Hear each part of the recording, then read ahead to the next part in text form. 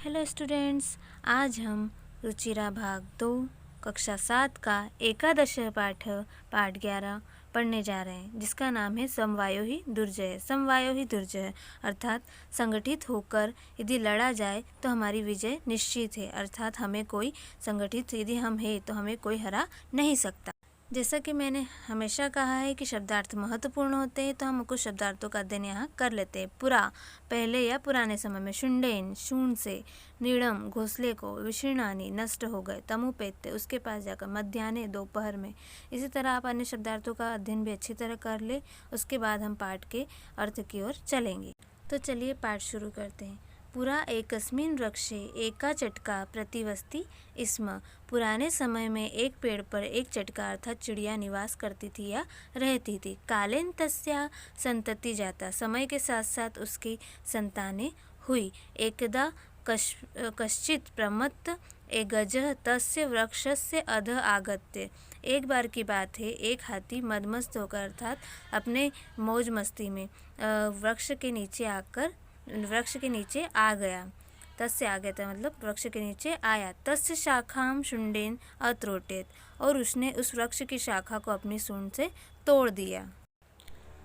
चटकाया नीड़म भुवि अपतत, चिड़िया का घोंसला भूमि पर गिर गया। तेन अंडानी विशीर्णानी, और उसके अंडे नष्ट हो गए। अथ सा चटका व्यल्पत, यह देखकर चिड़िया विलाप करने लगी अर्थात रोने लगी। तस्याः विलापम श्रुत्वा काष्ठकूटः नाम खगः, उसका विलाप सुनकर काष्ठकूट नाम का पक्षी दुखेन ताम अपृच्छत, दुख का कारण पूछा। भद्रे किमर्थम विलपसि, तुम हे चिड़िया तुम क्यों रो रही हो। इति, ऐसा उसने कहा। चटका उदत, दुष्ट नेकेन गजेन मम संतति नाशिता।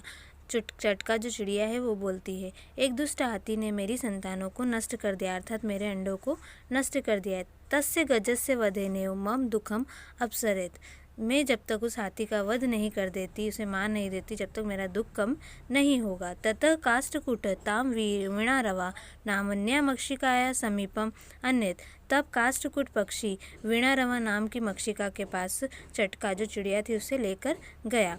तयो वार्ता श्रुत्वा मक्षिका उदत, उनकी बातें सुनकर, उनकी जो कहानी थी वो सुनकर मक्खी बोली। ममापि मित्र मंडूकः मेघनादस्ति, मेरा मित्र मेंढक मेघनाद है। शीघ्रं तमुपेत्य यथोचितं करिष्यामः, हमें शीघ्र उसके पास चलना चाहिए और फिर जो उचित होगा वह हम करेंगे। तदानी तो मक्षिकया स गत्वा मेघनादस्य पुरं सर्ववृत्तान्तं न वेद्येत, तब सब मिलकर मक्षिका के साथ मेघनाद के पास जाते हैं और सारा वृत्तांत उसे सुनाते हैं। मेघनाद उदत, यथा हम कथ्यामि तथा कुरुतम, मेघनाद बोला जैसा मैं कहता हूँ वैसा करो। मक्षिके, प्रथमं त्वं मध्याह्ने तस्य गजस्य कर्णे शब्दम कुरु, हे मक्षिका सबसे पहले तुम दोपहर में जाकर हाथी के कान में आवाज़ करना। येन सह नयने निमील्य स्थास्यति, ये आवाज़ सुनकर वह यथास्थान रुक जाएगा। तदा काष्ठकूटः चच्चवा न तस्य नयने स्फोटिष्यति, तब काष्ठकूट पक्षी अपनी चोंच से हाथी की आंखें फोड़ देगा। एव सह गजः अंधः भविष्यति, जिससे वह हाथी अंधा हो जाएगा अर्थात उसकी आंखें चली जाएगी। तृषार्तः सह जलाशय शयं गमिष्यति, और प्यास से व्याकुल होकर वह जलाशय की ओर जाने लगेगा अर्थात तालाब की ओर जाने लगेगा। मार्गे महान गर्तः अस्ति, मार्ग में बहुत बड़ा गड्ढा है। तस्य अन्तिके अहम स्थास्यामि शब्दम च करिष्यामि, मेंढक बोला कि मैं उस गड्ढे में बैठ जाऊंगा और आवाज़ करूंगा। मम शब्देन तम गत जलाशय मत्वा सह तस्मिन्नेव गर्ते पतिष्यति मरिष्यति, मेरे शब्द सुनकर हाथी को जलाशय लगेगा, हाथी को तालाब लगेगा और वो उस गड्ढे में गिर जाएगा और मर जाएगा।